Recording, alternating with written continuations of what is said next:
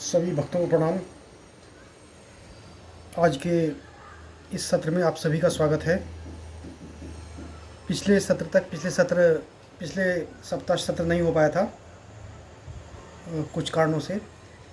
तो अभी इस वाले सत्र में हम श्लोक नंबर 39 और 40 का अध्ययन करेंगे, जो अध्याय नंबर 2 से लिए गए हैं। तो आइए शुरुआत करते हैं। मंगलम भगवान विष्णु मंगलम गरुड़ध्वज मंगलम पुंडरीकाक्ष मंगलाय तनोहरि। सभी देवी देवताओं की जय, उस परम पिता ईश्वर की जगह की जय हो जिसने इस संसार को बनाया है, सभी के सृष्टि के कर्ता धर्ता पालन करता है। सभी गुरुओं की जय हो, सभी देवी देवताओं की जय हो, सभी संतों महंतों की जय हो। तो अभी हम पहली गीता लेते हैं, श्रीमद् भगवद गीता कृष्ण कृपा पूर्ति श्रीमद् इसी भगवान भक्ति वेदांत स्वामी प्रभुपाद जी की, जो इस्कॉन संस्था के संस्थापक आचार्य हैं। और पहले उनका भावार्थ देखेंगे, समझेंगे और फिर बाकी गीताओं पर चर्चा करेंगे। तो आइए अभी देखते हैं कि 39वें श्लोक में जो अर्जुन भ्रमित हो रहा है वो कैसे ज्ञान योग से उसको कर्म योग की तरफ प्रेरित करते हैं। जैसे आपको पता ही होगा कि गीता में काफ़ी तरह के तरीके बतलाए हैं। उसमें ज्ञान योग है, कर्म योग है, भक्ति योग है। तो इसमें अध्याय यदि हम जब ज़्यादा अध्यायों के ऊपर जाएंगे, 11, 12, 13, जैसे 12वां अध्याय भक्ति पे है, फिर मोक्ष संन्यास एक मार्ग बताया है। लेकिन इसमें ऐसा है कि जिन लोगों को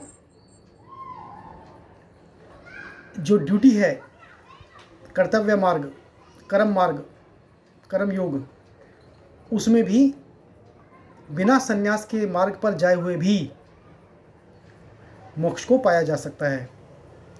और अभी तक भगवान कृष्ण ने ज्ञान योग के बारे में अभी तक चर्चा की थी। अभी देखते हैं वो कर्म योग पे, कर्म बंधन से कैसे मुक्ति होती है उसके बारे में इन श्लोकों में बताया है।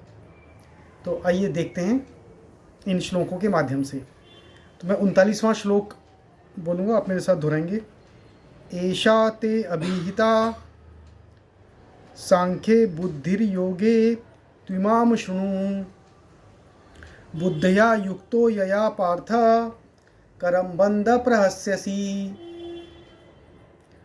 एषा ते अभिहिता सांख्ये बुद्धिर्योगे त्विमां शृणु बुद्धया युक्तो यया पार्थ करम बंधम प्रहस्यसि। तो इसका मैं शब्दार्थ बताता हूँ शब्द बाय शब्द। ईशा मतलब यह सब, तेरे लिए, अभिहिता वर्णन किया गया, सांख्य वैश्लेषिक अध्ययन द्वारा, बुद्धि योग निष्काम कर्म में, तू लेकिन इमाम इसे, शुणु मतलब सुनो, बुद्धया बुद्धि से, युक्त मतलब साथ साथ, पार्थ हे प्रथापुत्र, यया जिससे, कर्म के बंधन से, प्रहस्यसि मुक्त हो जाओगे। तो इसका पूरा यदि मैं अर्थ पढ़ता हूँ तो यहाँ मैंने वैश्लेषिक अध्ययन सांख्य मतलब द्वारा इस ज्ञान का वर्णन किया है।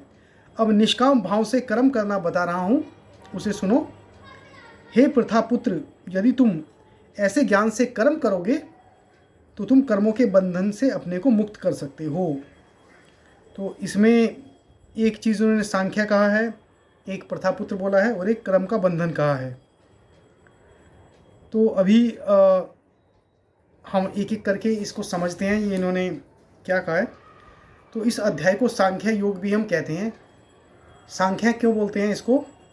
सांख्य मतलब संख्या, और सांख्य में जैसे पता है कि सांख्य की जो फिलॉसफी है वो भगवान कपिल मुनि ने दी थी।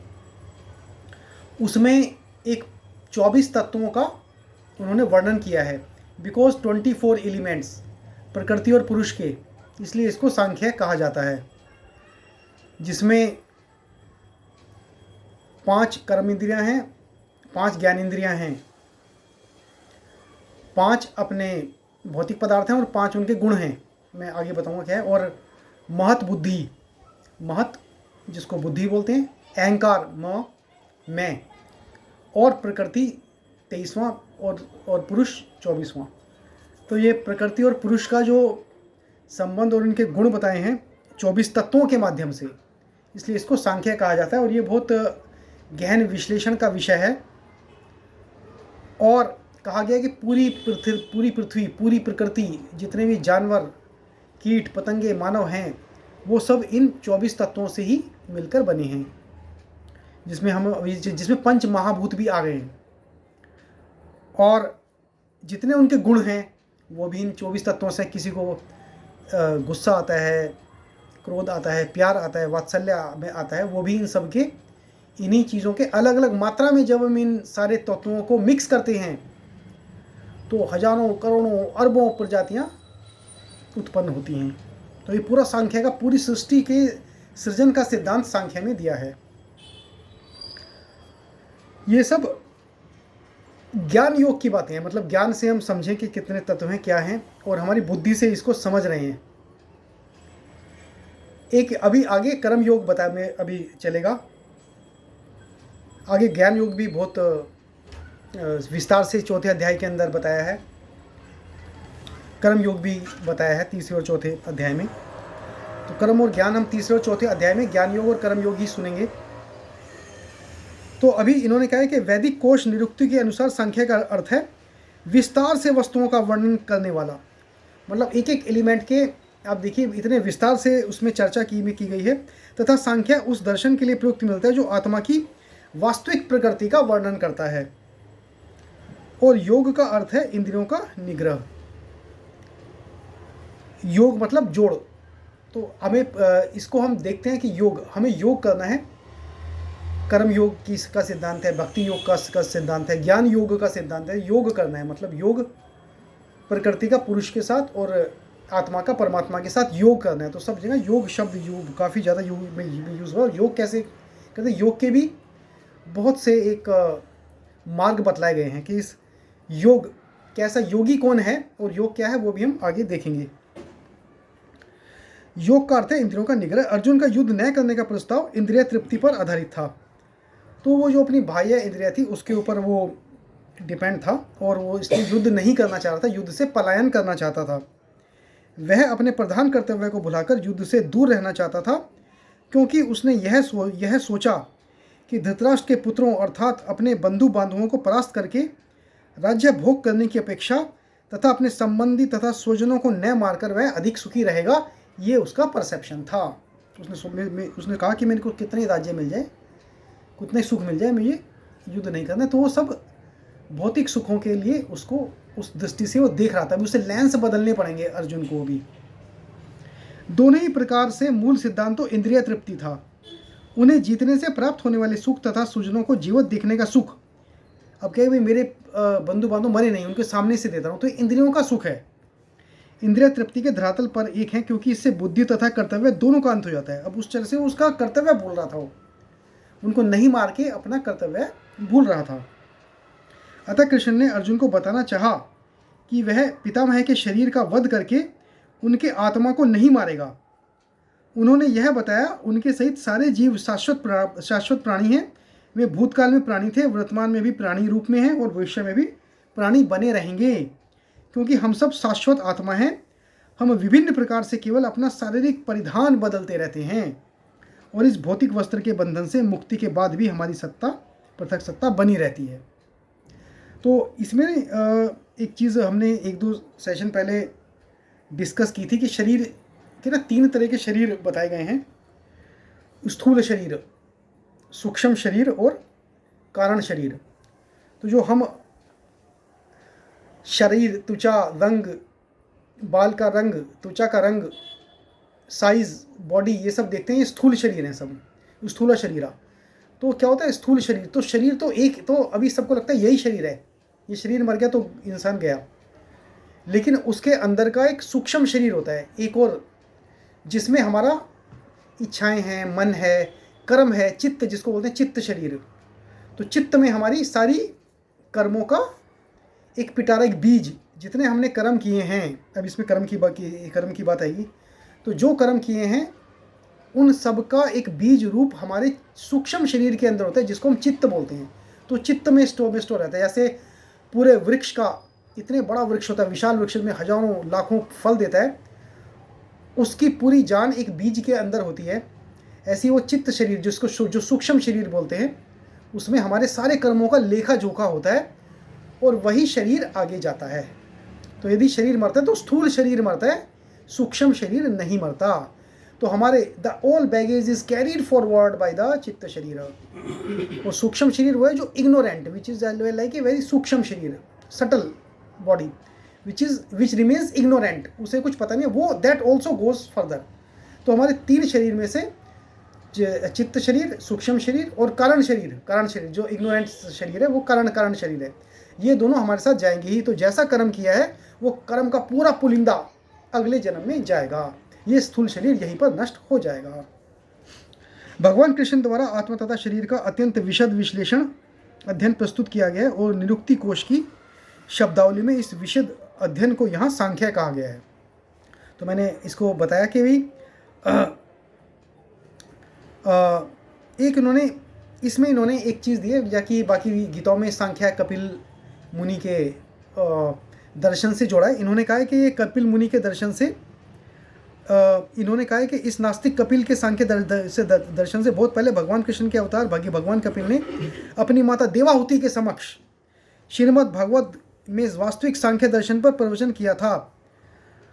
तो कपिल मुनि ने सबसे पहले अपनी माता जो देवाहुति थी, जो एक उस समय मनु प्रजापति थी, उनकी बेटी थी, उससे उनका विवाह कर्दम ऋषि से हुआ था। कर्दम ऋषि जो कपिल मुनि के पिताजी थे।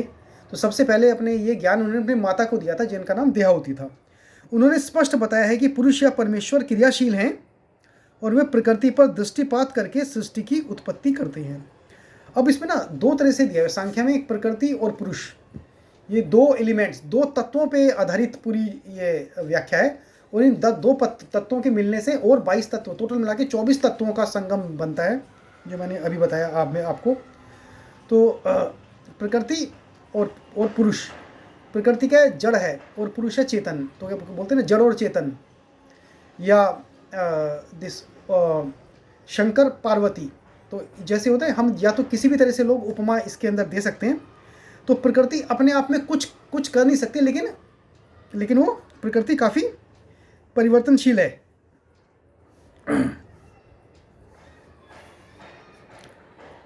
पुरुष परिवर्तनशील है, प्रकृति जड़ है। तो जब इन दोनों को, प्रकृति अपने आप में चंचल तो है, लेकिन जब तक उसके अंदर कोई चेतना नहीं आएगी, प्रकृति अपने आप में कुछ उत्पन्न नहीं कर सकती। इसी प्रकार से पुरुष के पास पूरी आत्मा तो है, पुरुष एक आत्मा का तो है, लेकिन वो अपने आप की व्याख्या नहीं कर सकता जब तक कि उसे प्रकृति का साथ मिले ना।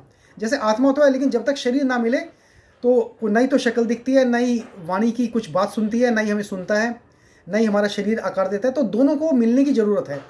उसके पास एनर्जी नहीं है, उसके पास शरीर नहीं है।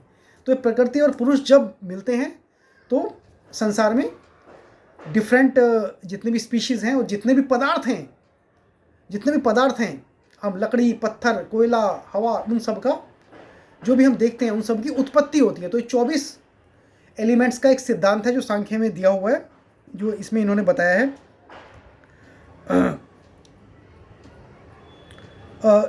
इसको वेदों ने तथा गीता ने स्वीकार किया है। वेदों में वर्णन मिलता है कि भगवान ने प्रकृति पर दृष्टिपात किया और उसमें आणविक जीवात्मा प्रविष्ट कर दी।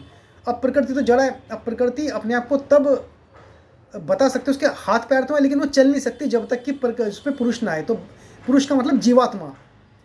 तो एक दूसरे आप फिलॉसफी में देखेंगे तो जगत, जीव, जगदीश, ये 3 चीज़ के बारे में हमें उसके अंदर बताते हैं। एक तो जगत है, एक जीव है और एक जगदीश है। तो जगत मतलब प्रकृति, जीव मतलब पुरुष और जगदीश मतलब परमात्मा। ये सारे जीव भौतिक जगत में इंद्रिय तृप्ति के लिए कर्म करते रहते हैं और माया के वशीभूत होकर अपने को भोक्ता मानते रहते हैं।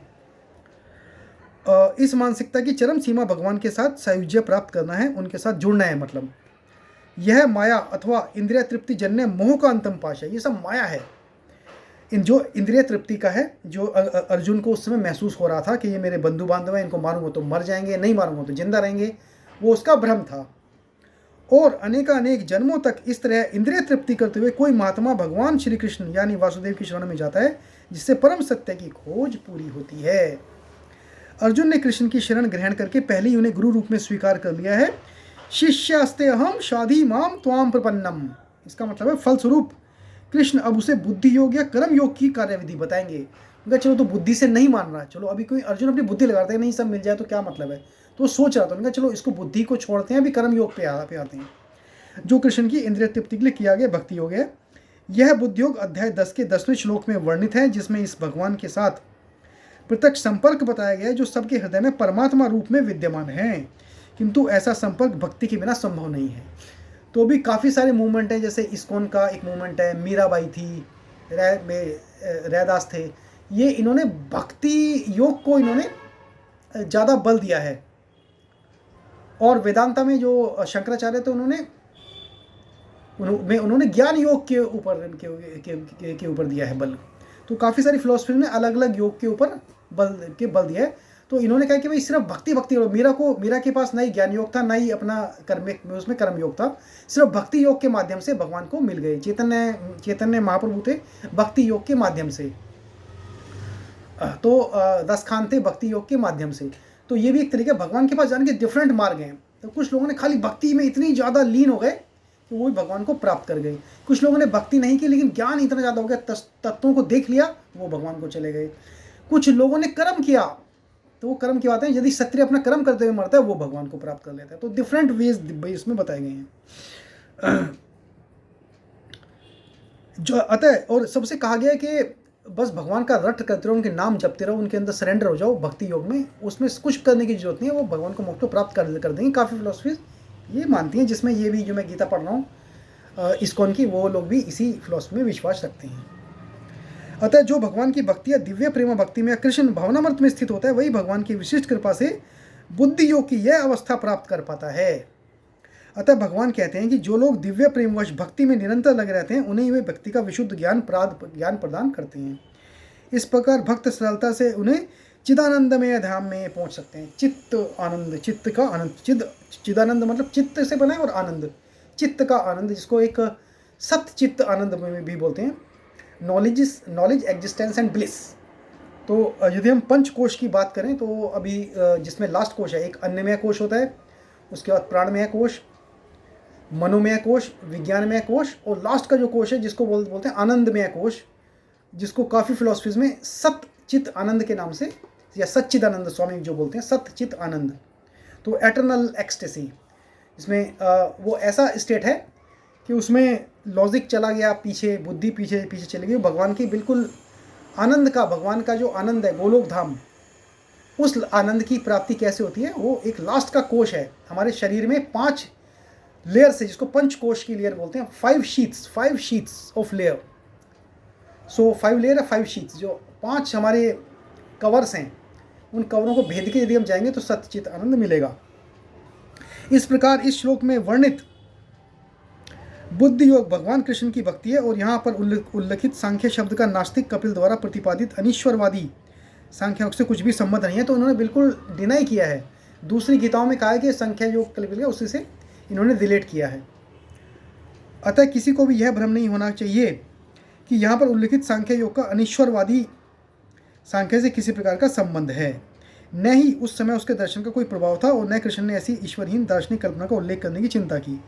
वास्तविक सांख्य दर्शन का वर्णन भगवान कपिल द्वारा श्रीमद् भागवत में हुआ है। तो कहना जो सांख्य दर्शन का उल्लेख है वो भागवतम एक अभी जैसे पुराण है, अभी वेदों को समझना तो उसके लिए इतिहास, पुराण, उपनिषद पढ़ने पड़ते हैं। तो भागवत एक पुराण है, उसमें सांख्य योग के बारे में इसमें इन्होंने कहा है। किंतु वर्तमान प्रकरणों में उस सांख्य से भी कोई सरोकार नहीं है। यहाँ सांख्य का अर्थ है शरीर तथा आत्मा का वैश्लेषिक अध्ययन। तो जैसे हम संख्याओं के अंदर जाते हैं तो ये बोल रहे हैं शरीर का एनालिसिस करना। एनालिसिस का मतलब सांख्य कहा गया है। यहाँ पर इन प्रभुपाद जी ने कहा है कि जब हम एनालिसिस करते हैं, एनालिसिस का मतलब यदि कोई लग रहा है कि भाई अचानक बारिश हो रही है, तो ये इन्फॉर्मेशन है बारिश हो रही है। अब एनालिसिस करूँगा भाई ये गर्मी के टाइम पर ये अपना बारिश कहाँ से हो रही है, तो बारिश का समय नहीं है, तो ये एनालिसिस करूँगा भाई कैसे हो रहा है, तो मैं देखूँगा यार कोई क्लाउड बने हैं, क्लाउड कैसे बन गए, यहाँ तो कोई ऐसा समय कोई सा नहीं था, तो पता चला कोई साइक्लोन आने वाला है या ऐसे हुआ। तो इंसान एनालिसिस करता है, उसके कारण को जानने की कोशिश करता है, जिसको एनालिसिस बोलते हैं। तो जब आत्मा और शरीर के वैश्लेषिक अध्ययन एनालिसिस करते हैं, तब वो उसको सांख्य लास्ट तक पहुंच जाओ, आत्मा के अंदर क्या है क्या है क्या है, कहाँ तक सच्चाई क्या है, इसके आगे की सच्चाई क्या है, उसके आगे किसकी सच्चाई क्या है, जब एनालिसिस करते हैं वो सांख्य का अध्ययन कहा गया है। यहाँ पे भगवान कृष्ण ने आत्मा का वैश्लेषिक वर्णन अर्जुन को बुद्धि योग या कर्म योग तक लाने के लिए कहा। तो बुद्धि योग कर्म योग कहो तो भाई आपको पता चलेगा, एनालिसिस करोगे तो पता चलेगा हाँ कर्म ही मेरा धर्म है, एनालिसिस करोगे तभी पता चलता है। जितने संसार में खोजे हुई हैं उनका प्री स्टेज एनालिसिस है। जब तक हम एनालिसिस नहीं करते डेटा का, हम किसी इन्फ्रेंस तक पहुंचते नहीं हैं। अतः भगवान कृष्ण का सांख्य तथा भागवत में कपिल द्वारा वर्णित सांख्य एक ही हैं, ये दोनों भक्ति योग हैं। अतः भगवान कृष्ण ने कहा है कि केवल अल्पज्ञ ही सांख्य योग तथा भक्ति योग में भेदभाव मानते हैं। तो इन्होंने भी यहाँ पर एक और बात बोल दी कि जो सांख्य योग उसमें भागवत के महापुराण में बताया वो भक्ति योगी है, तो सांख्य योग जो है वो भक्ति योगी है। तो कह रहे कोई सांख्य की तरह से जिसको एक बोलते हैं कि एक ज्ञान मार्ग का, एक ज्ञान योग का एक तरीका है, वो भी भक्ति योग का ही तरीका है, वो भी कह रहे हैं।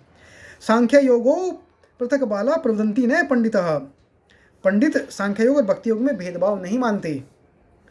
निसंदेह अनिश्वरवादी सांख्य योग का भक्ति योग से कोई संबंध नहीं है, फिर भी बुद्धिहीन व्यक्तियों का दावा है कि भगवत गीता में अनिश्वरवादी संख्या का ही वर्णन हुआ है। तो ये कहना है वो बुद्धिहीन व्यक्ति हैं जो इसको सांख्य योग के बारे में कपिल मुनि से इस सांख्य को कंपेयर करने की, बाकी गीताओं में ऐसा दिया है। अतः मनुष्य को यह जान लेना चाहिए कि बुद्धि योग का अर्थ कृष्ण भावनामृत में पूर्ण आनंद तथा भक्ति के ज्ञान में कर्म करना है। अभी ऐसा नहीं है कि भाई भक्ति करते रहो कर्म ना करो, तो उनका भक्ति का जो मार्ग है उससे पहले कर्म करेंगे तभी भक्ति होगी। कर्म करेंगे, मुंह से कुछ जाप करेंगे, मुंह से कुछ बोलेंगे, कुछ रिचुअल करेंगे, हवन करेंगे, ये भी कर्म ही है और ये भक्ति का ही एक प्रोसेस है। तो भक्ति में बिल्कुल लास्ट स्टेज पे जाना तो ये सब करना ही पड़ेगा। जो व्यक्ति भगवान की तुष्टि के लिए कर्म करता है, चाहे वह कर्म कितना भी कठिन न हो क्यों न, वह बुद्धि योग के सिद्धांत के अनुसार कार्य करता है और दिव्य आनंद का अनुभव करता है। ऐसी दिव्य व्यस्तता के कारण उसे भगवत कृपा स्वतः संपूर्ण दिव्य ज्ञान प्राप्त हो जाता है और ज्ञान प्राप्त करने के लिए अतिरिक्त श्रम किए बिना ही उसकी पूर्ण मुक्ति हो जाती है। कृष्ण भावना भावित कर्म तथा फल प्राप्ति की इच्छा से किए गए कर्म में विशेषतया पारिवारिक या भौतिक सुख प्राप्त करने की इंद्रिय तृप्ति के लिए कहे गए कर्म में प्रचुर अंतर होता है। तो कहना है भाई एक कर्म और फल करो, भाई किसी को फल करना है तो वही अपना इंद्रिय तृप्ति के लिए भी तो काम कर रहे हैं। मेरे को भी अपना यूएस घूमने जाना है तो मैं उसके लिए कर्म कर रहा हूँ कि पैसे आ जाएं तो मैं यूएस घूमने जाऊँ, तो मैं ये भी तो मैं कर्म कर रहा हूँ। कुछ लोग ये भी आर्ग्यू कर सकते हैं, लेकिन उसने कहा कि यदि वो कर्म जो कर रहे हो जो इंद्रिय तृप्ति के लिए किया गया है वो कर्म में बहुत डिफरेंस है, जो भगवान के बिना निष्काम, एक निष्काम कर्म बोला गया है, निष्काम योग बोला गया है जिसमें हम इंद्रिय तृप्ति के लिए काम नहीं करते, इसको निष्काम कर्म योग बोला गया है। अतः बुद्धि योग द्वारा हमारे संपन्न कार्य का दिव्य गुण है। तो अभी 39वें श्लोक का एक व्याख्या इन्होंने दिया, अभी 40वां श्लोक पढ़ते हैं। नेहा अभिक्रम नाशो अस्ति प्रत्यवायो न विद्यते स्वल्पम अप्यस्य धर्मस्य त्रायते महतो भयात। तो न नहीं यह इस योग में अभिक्रम प्रयत्न करने में, नाश हानि अस्ति है, प्रत्यवाय ह्रास कमी, न कभी नहीं, विद्यते है, स्वल्पम थोड़ा, अपि यद्यपि, धर्मस्य इस धर्म का, त्रायते मुक्त करता है, महतो महान, भयात मतलब भय से। तो इसका मतलब क्या हुआ, इस प्रयास में न तो हानि होती है और न ही ह्रास, अपितु इस पथ पर की गई अल्प प्रगति भी महान भय से रक्षा कर सकती है। तो अभी ये क्या कहना, यदि तुम इस मार्ग के ऊपर चलोगे तो महान भय से मुक्ति हो जाएगी। वो महान भय क्या है वो चीज़ बता रहे हैं अभी। कर्म का सर्वोच्च दिव्य गुण है कृष्ण भावनामृत में कर्म या इंद्रिय तृप्ति की आशा न करके कृष्ण के हित में कर्म करना। तो यदि मैं कर्म करता हूँ, मुझे लगता है पैसे आएंगे और उससे मैं घर चलाऊंगा, तो वो इंद्रिय तृप्ति के लिए। मैं कर्म करता हूँ, मैं इससे पैसे कमाऊंगा, घूमने जाऊंगा, इंद्रिय तृप्ति के लिए। मैं कर्म करूंगा, 5 स्टार में खाना खाने जाऊंगा, इंद्रिय तृप्ति के लिए। उसमें एक कर्म का जो फल मिलना चाहिए था वो मेरे को फिल्महीन फल नहीं में हमारे को अभी नहीं मिलता। इसको रजस भाव से हम कर रहे हैं, सात्विक भाव से नहीं कर रहे हैं। सात्विक भाव में जब हम जाएंगे तो निष्काम कर्म करते हैं, हम कृष्ण के हित में कर्म करते हैं। भगवान के ने जो काम मुझे दिया है उसके लिए मैं काम कर रहा हूँ। ऐसे कर्म का लघु आरंभ होने पर भी कोई बाधा नहीं आती है, यही कहा है इसमें। न कभी इस आरंभ का विनाश होता है। भौतिक स्तर पर प्रारंभ किए जाने वाले किसी भी कार्य को पूरा करना होता है, अन्यथा सारा प्रयास निष्फल हो जाता है। अभी एक किसान है, उसने अपने पूरे आम के बाग में बीज उसने डाल दिए। बीज बिल्कुल छोटा सा है, कुछ साल के बाद वो बीज ऐसा है कि वो हजारों पेड़ बन जाते हैं और वो कई जनरेशन तक वो आम का पेड़ आम देता रहता है। तो वो तो एक प्रयास है। फिजिकल मैटेरियलिस्टिक वर्ल्ड में भी इतना है। यदि वही बीज आत्मा का बीज है, अच्छे कर्मों का बीज है, वो डालें तो कई जन्मों तक, जैसे एक आम का पेड़ एक बीज से कई जन्मों तक हमारे को आम मिलते हैं, वैसे ही छोटा सा कर्म का बीज, जो निष्काम कर्म का बीज डालते हैं, वो कई जन्मों तक हमारे को आएगा। जो मैं कह रहा हूँ, जिससे मैंने चित्त के साथ कि वो कर्म के साथ अटैच होगा और वो आगे जाएगा। भौतिक स्तर पर प्रारंभ करने वाले किसी भी कार्य को पूरा करना होता है, अन्यथा सारा प्रयास निष्फल हो जाता है। अभी मैंने एक नींव रखी किसी बिल्डिंग की, उसको यदि मैं 10 साल के में बनी है, 15 साल में बनी है, तो उसको पूरा करना होता है, नहीं तो निष्फल जाएगा। यदि मैं 5 साल बाद बिल्डिंग स्टॉप हो गई तो बिल्डिंग वैसी की वैसी है। भगवान के काम में ऐसा नहीं है, इसमें छोटा सा प्रयास करने भी वो लास्ट तक और कई जन्मों तक साथ रहता है। किंतु कृष्ण भावनामृत में प्रारंभ किया हुआ कोई भी कार्य अधूरा रहकर भी स्थायी प्रभाव डालता है, अतः ऐसे कर्म करने वाले को कोई हानि नहीं होती, चाहे यह कर्म अधूरा ही क्यों न रह जाए। तो भगवान के भक्ति में की राह पर चले, अधूरा है, मोक्ष नहीं मिला, लेकिन कुछ ना कुछ तो के गया। जैसे एक घड़ा है, हमारे सपोज कर्मों का कोई घड़ा है, उसमें हमने पूरे जन्म में, पूरे 70 साल में 60 साल में एक बूंद ही डाला, वो चला गया। 10 जन्म में 4 में 10 बूंदें आई, 500 में जन्म में 500 में बूंदें, कभी ना कभी वो तो घड़ा भरे गई हजारों लाखों साल के बाद। तो ऐसे कि यदि वो कर्म करते हैं, यदि वो उस घड़े में बूंद जानी चाहिए, चाहे बूंद ही जाए। यदि कृष्ण भावनामृत का 1% भी कार्य पूरा हो तो उसका स्थायी फल होता है, अतः अगली बार 2% से शुभारंभ होगा। ये लिखा है 1% है तो अगले जन्म में ऑटोमेटिक आपको 2% हो जाएगा। किंतु भौतिक कर्म में जब तक 100% सफलता प्राप्त ना हो तब तक कोई लाभ नहीं होता। और भौतिक में ऐसा होता है कि जन्म में 100% ही पूरा करना होता है, तभी मेरे को रिजल्ट दिखेगा। भगवान के क्रम में 1% करोगे तो डबल आगे होता रहेगा।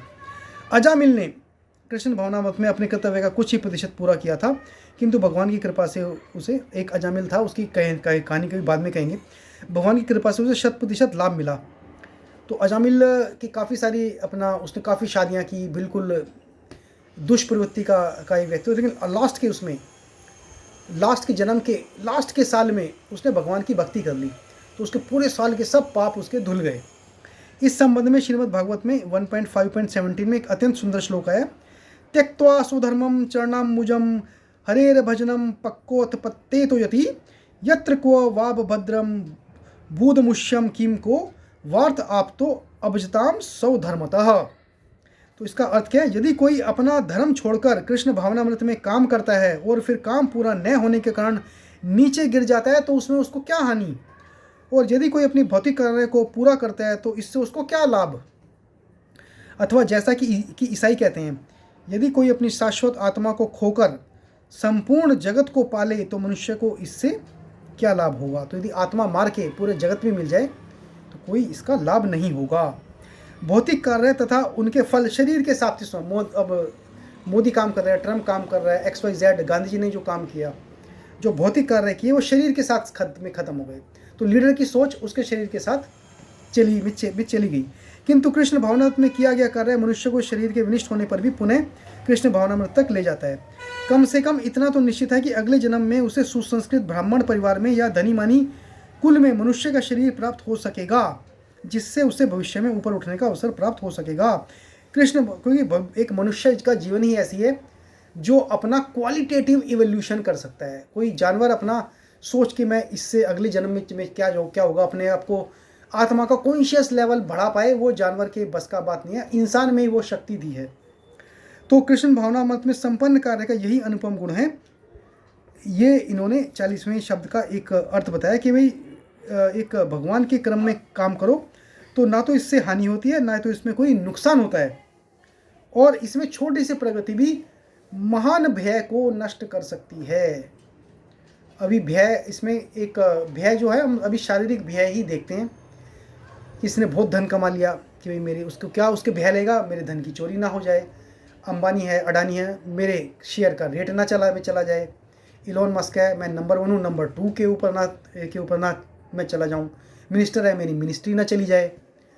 कोई अपना काम में काम कर रहा है, कोई मैनेजर है, मेरी जॉब ना चली जाए। तो ये भय बहुत टाइप के हैं। किसी को जान का भय है, किसी को पुत्री की शादी का भय है, किसी को अपनी शादी का है डर। तो डर तो ज़िंदगी में हमेशा ही लगे रहते हैं, लेकिन भगवान में कर्म करने से, महान भय से, किसी भी कितने से बड़ा भय हो उसकी रक्षा हो सकती है। अभी मैं एक स्वामी रंगनाथ जी जो रामाकृष्ण मिशन के हैं, इनकी भी बहुत हजारों लाखों प्रतियां बिकी हैं और बहुत प्रमाणिक गीता है। ये हमने पिछले सत्र से शुरू की है ये गीता। इस सत्र को, इस गीता में देखते हैं इसमें इन्होंने क्या लिखा है। तो 39वां श्लोक बताता हूँ। ईशा ते अभीता सांख्ये बुद्धिर्योगे त्युमाम शृणु बुद्धिया युक्तो यया पार्थ कर्म बंधम प्रहास्यसि। आत्मबोध का ज्ञान तुम्हें बताया गया है, अब तुम योग का ज्ञान सुनो, जिसे प्राप्त करके हे प्रथापुत्र तुम कर्म के बंधनों को तोड़ सकोगे। कर्म बंधन प्रयास, ये एक वर्ड पिछले श्लोक में रह गया था। अब कर्म के बंधन क्या है, उस कर्म के बंधनों को तोड़ते कैसे हैं। अभी कर्म का बंधन क्या है। अभी मैं किसी से ईर्ष्या कर लिया, क्या इस नालायक ने मेरे घर के आगे इतना गंदा कर दिया, कल से इसके घर के आगे कोई अपना गंदा हो, इसने मेरा कांच तोड़ा, कल इसका भी कांच टूटे। तो एक ईर्ष्या आ गई। इसने मेरे को गाली दी, कल इसको ये मर जाए, इसका नाश हो जाए, इसकी जॉब चली जाए। एक हमने, जैसे हम करते हैं, कर्म का एक हमने बंधन पाल लिया। किसी जीव की हत्या की, कर्म का एक बंधन पाल लिया। चोरी की दुर्भावना लाए, इसका प्रमोशन ना हो, मेरा हो जाए। ईर्ष्या की भावना ले आए। हम ऐसे हजारों साल में, हजारों दिन में हम जो चीज़ हम कर्म के बंधन में बंधे जाते हैं। एक और गांठ लग गई। एक आदमी है, ये सोचो कि बहुत बड़ी रस्सी है, एक गांठे ही गांठे लगती जा रही है, गांठे ही गांठे लगती है। तो एक कर्म का बंधन ऐसा जकड़ रहा है, वो गांठे ही हमारे को लगती जा रही हैं उसमें। तो कर्म के बंधन को तोड़ोगे कैसे। अब उसके तोड़ने के गांठे खोलेंगे कैसे, उसका अपोजिट काम। एक जैसे मैंने बोला, बीज करो तो हजारों पेड़ का फल मिलता है, गलत काम करोगे तो हजारों गुना फल वापस मिलेगा, अच्छा काम करोगे तो हजारों गुना फल अच्छे काम की तरह से वापस मिलेगा। तो उसका अपोजिट काम करो। ईर्ष्या करिए तो जो भी ईर्ष्या करिए वो वाली भावना खत्म कर दो। और चीज़ों की भावना, चोरी की भावना आती है, वो वाली भावना खत्म कर दो। तो जैसी भावना खत्म करते हैं, अच्छी भावना आती है, एक गांठ खुल जाएगी। तो यदि हजारों लाखों गांठें लगी हैं, ऐसे वो गांठें खोलनी पड़ती हैं। तो कर्म बंधन का एक, कर्म बंधन से मुक्ति। तो जब ऐसे करते करते करते भगवान बुद्ध ने क्या किया, जिसको एक नागार्जुन ने एक शून्यवाद भी एक हमारे को एक बताया है। तो ऐसे करते